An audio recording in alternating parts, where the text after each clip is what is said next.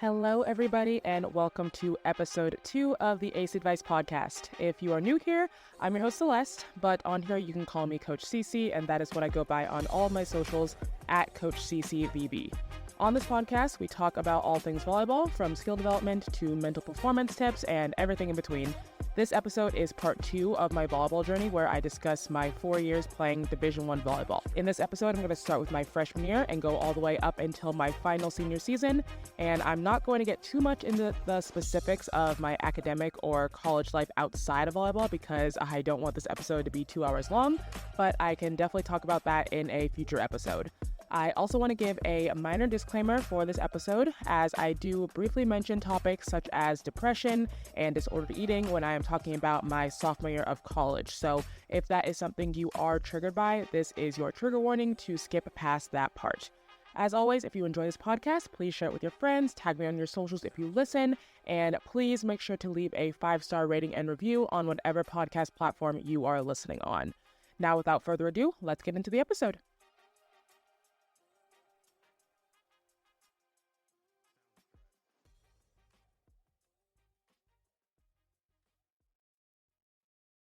We are going to jump right in and start with my freshman year of college. So if you did not listen to part 1 of my volleyball journey, I would highly recommend going to listen to that. But a minor recap, I played 4 years of Division I volleyball at Bucknell University in Lewisburg, Pennsylvania. I was there from 2014 through 2018. So I graduated class of 2018. So I played 4 years of Division I volleyball there. So my freshman year was fall of 2014. I had zero idea what I was getting into my freshman year.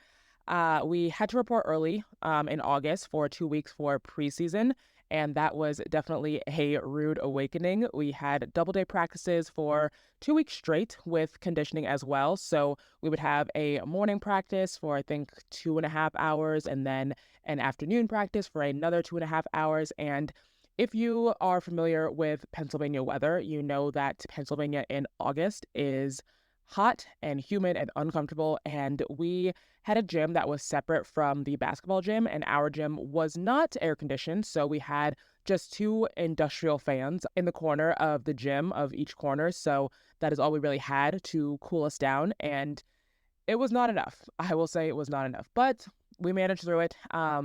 Basically, preseason is eat, sleep, breathe volleyball for 15 days before school starts. And I knew going into this season that I was not going to be a starter by any means, but I did get some playing time my freshman year. And I've talked about this on some of my TikToks about your role on each team and how your role can change season to season, year to year.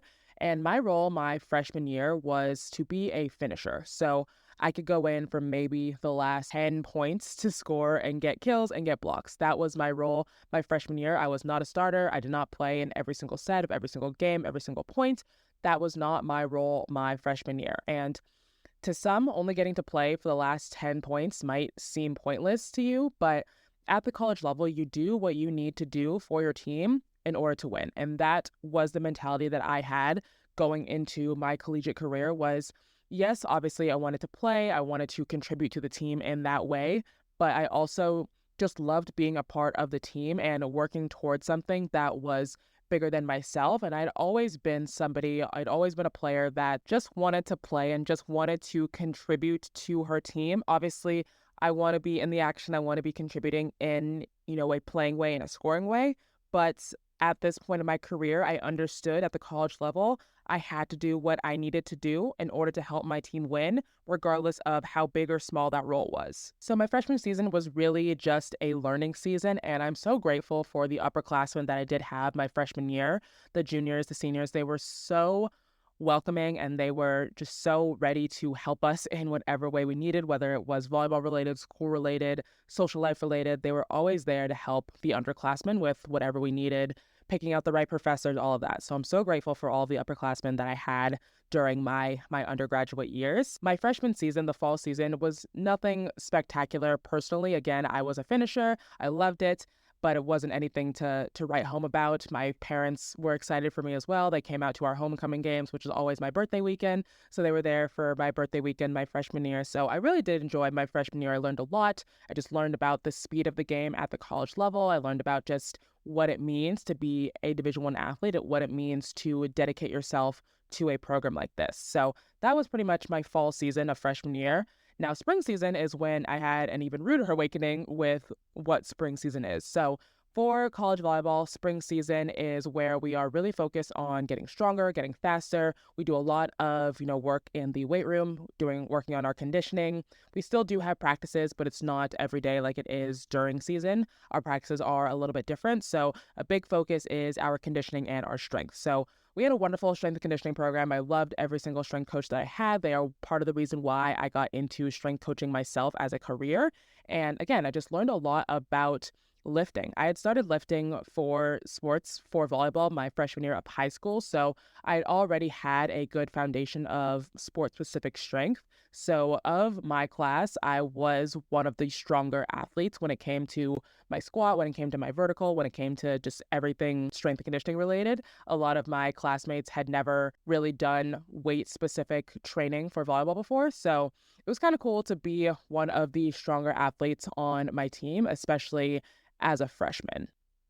So fast forwarding to the end of my freshman year, at the end of every year, we sit down with our coach and we kind of recap our year. We kind of recap what we need to do over the summer to improve and where she envisions us for next season. So during my meeting with my coach, we talked a lot about how she wanted me to transition to the right side for sophomore year. And she and I both agreed that I had a very good chance of being a starter my sophomore year. Obviously, coaches can't guarantee playing time. They can't guarantee you anything. But given where I ended the season and just knowing the work ethic that I had, I knew if I worked my butt off that summer, I could be a starter come sophomore year. So that is exactly what I did over the summer. Being on the pre-med track, I had a lot of courses that I had to cover. So I did do summer school throughout my college years. So during that summer, I was in a physics class. So I was doing summer school and volleyball, and that was pretty much all I did. And looking back on it now, I probably overworked myself that summer, which will lead into the next part of my story. But I was balling out that summer. I was just dedicated to improving as an athlete, doing everything that I could. I was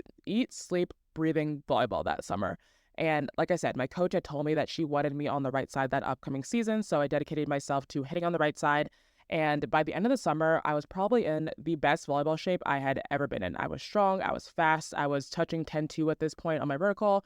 And heading into sophomore year, I was so confident with my abilities as a player and so excited to just get back on campus and show my coach and show my teammates how hard I had been working that summer to get better. Now, sophomore season rolls around. Again, I'm super excited to get back on campus. And outside of volleyball, just everything about my college life, my sophomore year, was set up to be literally perfect. My friend who I was going to room with ended up transferring, which was of course sad, but I ended up in a double room as a single occupant. So I had the best room situation ever. I had just so much room, especially for a dorm. It was supposed to be a double, and now it was a single essentially.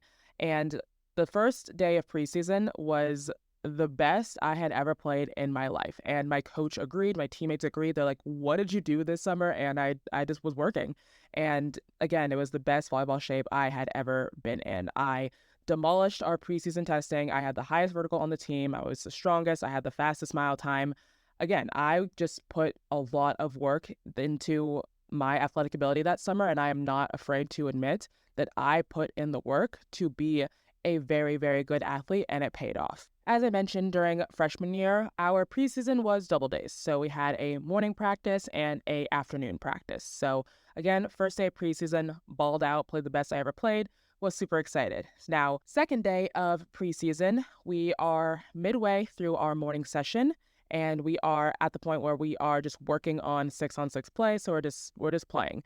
And I was playing in the middle at this point. Again, my coach wanted me on the right side, but she also wanted me to keep practicing as a middle just in case. So during this practice, I was playing in the middle and I was going for a slide, and the set was a little bit outside of my reach. So I was reaching outside of my body, and I ended up landing on one leg. I landed on my left leg, and as soon as I made contact with the floor, I hear a pop in my knee. And if you know, the infamous knee pop and what that could entail.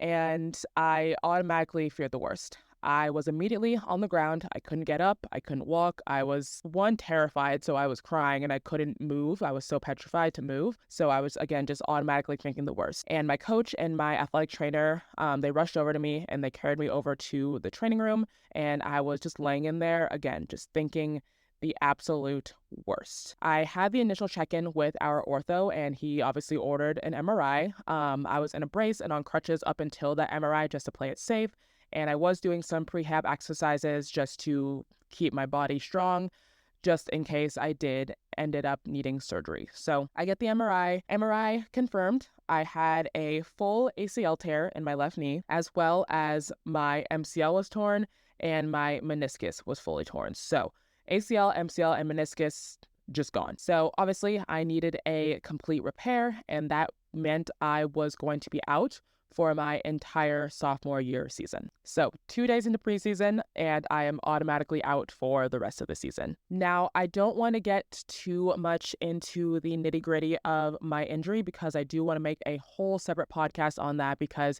there's so much that goes into it, the mental side, the physical side, and if you've gone through any sort of sports-related injury, you know just how difficult it is. So I am going to make a whole separate episode on that. So if you have any questions or topics you want me to discuss around that, please let me know and I will be sure to include that in the podcast. But this season was hands down the hardest season of my career thus far. My surgery was scheduled about a month after my injury. So I got injured in August. My surgery was in September. And I am so grateful for my coach and my athletic trainer during this time. My athletic trainer drove me to every appointment with my ortho.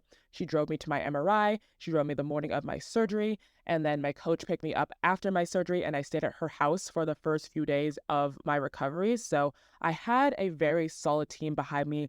My teammates were so supportive. My parents were so supportive, even though they were across the country. I had a great support system behind me. And looking back on it now, I recognize it. But during that time, I was so focused on myself and the struggles I was going through. I didn't always see and I didn't always appreciate the support system that I did have at that time. If you've ever had a season-ending injury, you know just how mentally difficult it is when you dedicate your life to a sport and all of a sudden it is gone literally in seconds. It is taken away from you.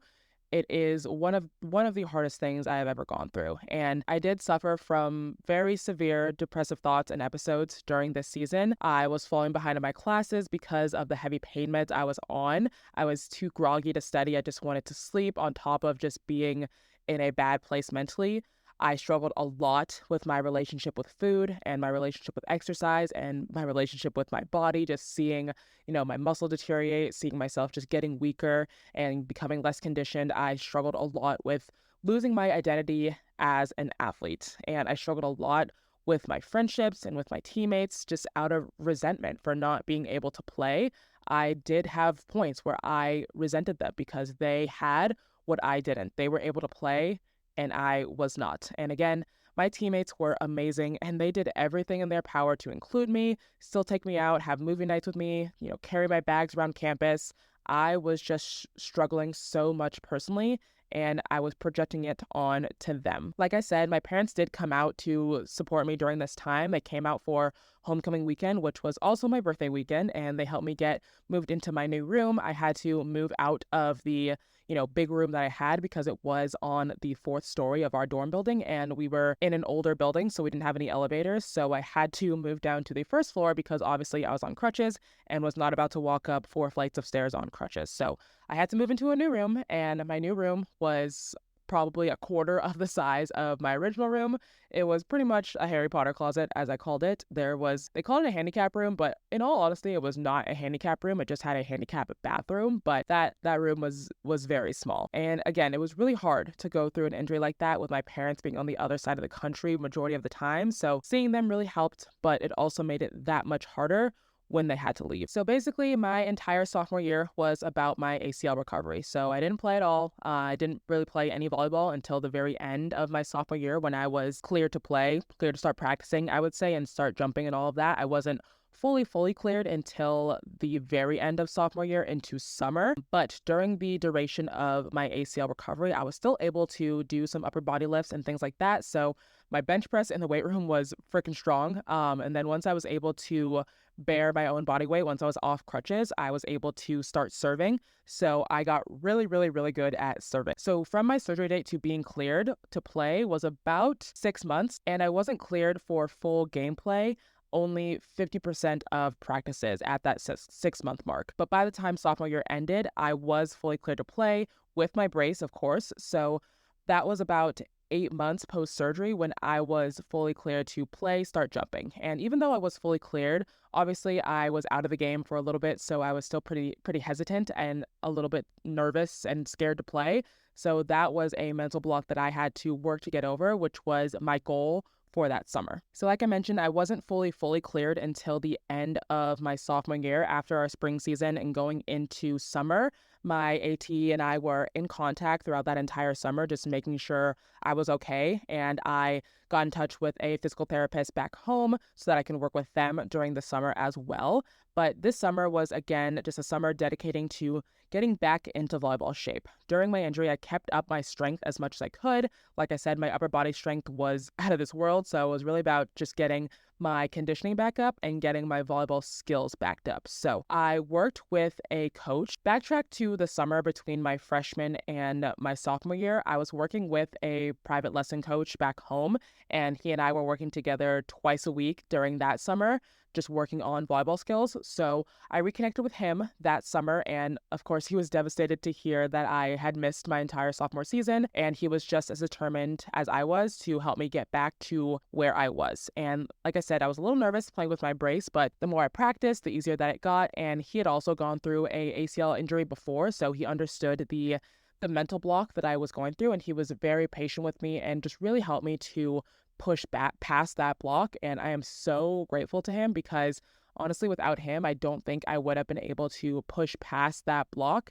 as well and as quickly as I did. I truly worked so hard this summer, but I was also smart. I was not overworking myself like I did the summer previously because I truly think that me overworking myself that summer partially led to my body being in a more vulnerable place to get injured. I cannot say that for certain, but knowing what I know now about the human body and going through the education that I have in my master's degree, just understanding how the body just needs more time to recover, I do think my body was in an overworked state and was a little bit more prone to injury. But again, I worked hard that summer, but I worked smart. I still struggled a little bit with my mental health and feeling like I was just starting back at ground zero. But again, I had the support of my teammates, I had the support of my friends, my coach, my private lesson coach. So I had a great support team behind me. And now that I was able to start playing and actually start working towards getting better, I was in a little bit of a better mental spot than I was when I had first gotten injured and I was unable to do anything. So junior year comes around and I am extremely nervous going into this preseason. It is my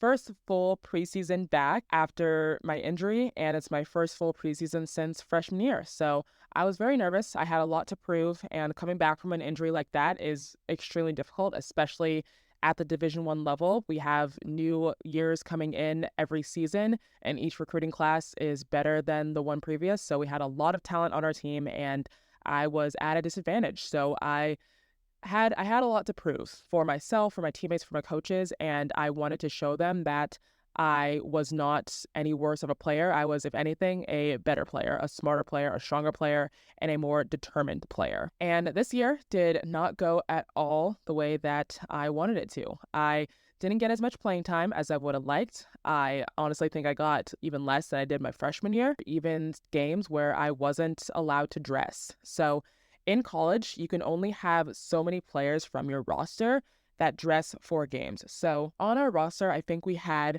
maybe 20 girls this year. So we had a lot of players on our team. And I think only 16 or 17 are allowed to dress at a time. So we were at least 3 or 4 over our limit. So every game, there were usually 3 to 4 players that didn't dress. And usually one spot was an injured player. So my sophomore year, I was one of those players that didn't dress for games. I didn't wear my jersey because I couldn't play. I was still on the roster. I just couldn't play. So there was usually at least one spot for an injured player. And then the rest were just players that my coach chose. So there were some games where I didn't even dress, and that means you don't wear your jersey, so you have no chance of going into the game at all. Going from being a potential starter to not even dressing for games was really devastating. And this was a year that a lot of teammates in my class were debating quitting, and I was honestly one of them. I never really acted upon it. It was really just a thought. I was just so frustrated with the situation and frustrated with myself and frustrated with having to go through this injury and this comeback and all of that. And I was so determined to make this big comeback, and it just was not going the way that I wanted to. And I just started, questioning, is this even worth it? Is it even worth it for me to be dedicating all this time, for me to be, struggling with my classes because I have practice, and just committing how much I was committing to this team to not get what I wanted out of this season. So there was a lot of back and forth, and this season there was a pretty heavy divide between the starters and the non-starters, not necessarily from my coach's standpoint, but more so just from the teammates. There was a lot of, not a lot, but there was a good amount of not the best team dynamic this season, again, between the starters and the non-starters, and it was just more so than any other year. So we were all struggling with that, and it was just a heavy season to go through and a hard season to go through, and our record reflected that. It was not the best season for our school, and it was just a hard season all around, and we decided to stick through it, my teammates and I, but towards the end of our junior year, they started to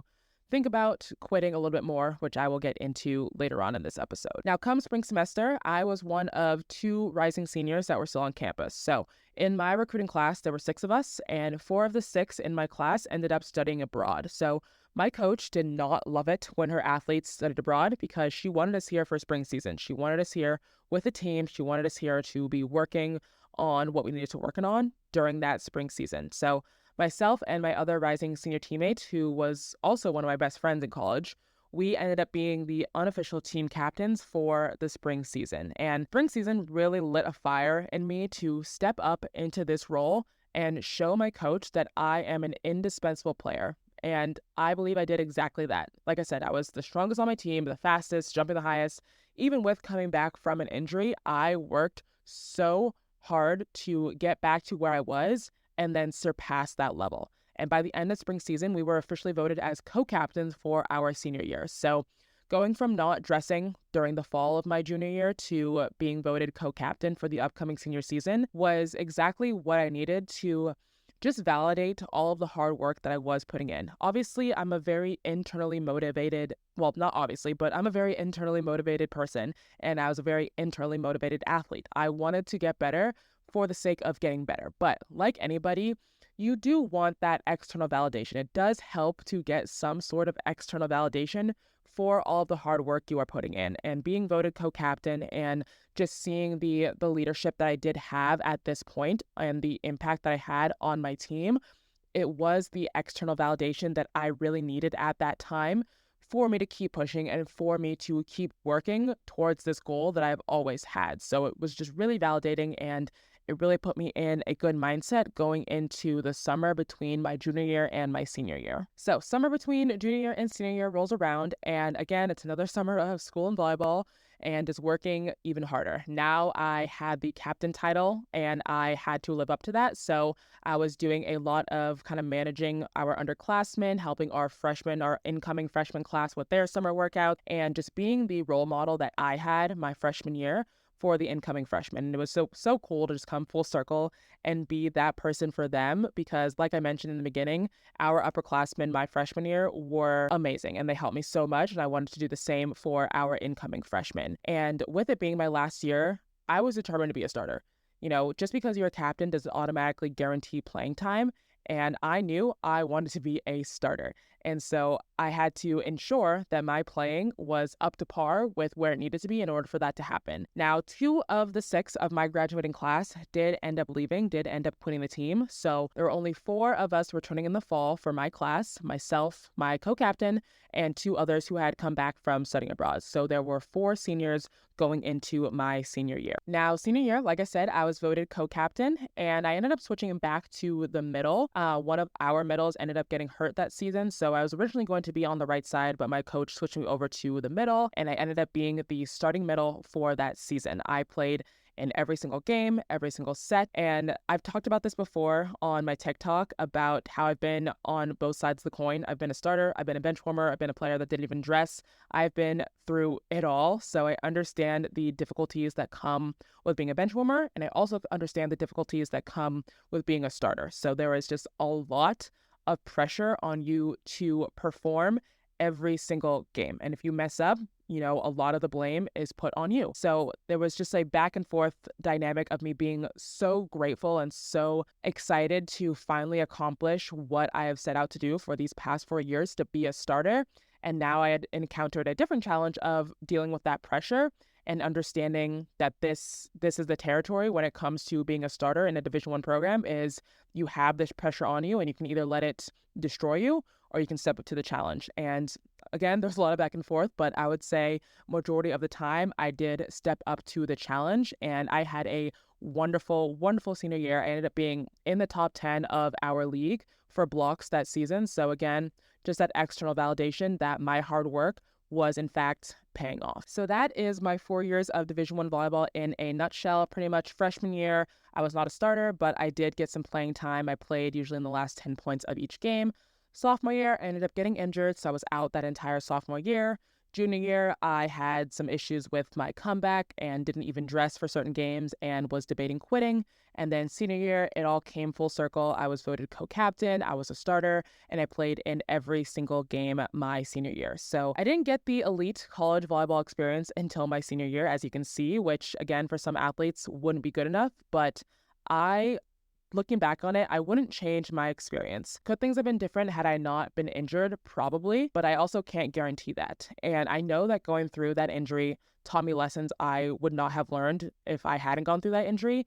It made me relearn the game, and it made me come back even stronger and smarter and just have a deeper appreciation for the game, because I knew it could be taken away from me at any moment. And going through what I did my junior year, it really lit a fire under my butt to never feel like that again. And I worked my way up to deserving that captain title. It wasn't just given to me because I was one of 2 I was one of 2 seniors. It was given to me because I deserved it. It was given to me because I worked hard and I showed my coaches that I was an indispensable player both on and off the court. So everyone's college experience is different and unique, which I find so fascinating. And I can't wait to hopefully have some other former college athletes or current college athletes on this podcast to interview them about their experience, because everyone's is so different. No 2 athletes have the same experience. And I think it's helpful for students, for high school students who are going through the recruiting process now, to hear all of these different stories and hear that their journey is going to be different than the person next to them. That so many different paths can be open, so many different paths they can go down, and there's a lot of things that can happen. And I think it's important to be aware of that and be aware of what being a college athlete really means. So in future episodes, I'm definitely going to talk more about the time commitment and just what it truly means to play Division I volleyball, and how you know if you are ready to play at that level.